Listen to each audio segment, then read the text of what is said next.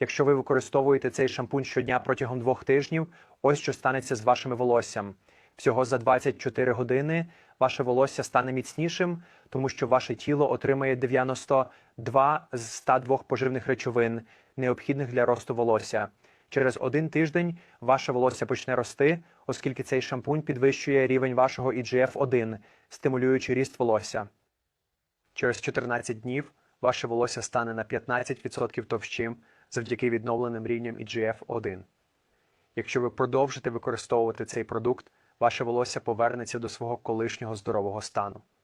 Натисніть на посилання нижче, щоб придбати його, оскільки продукт може бути розпроданий в найближчі кілька днів.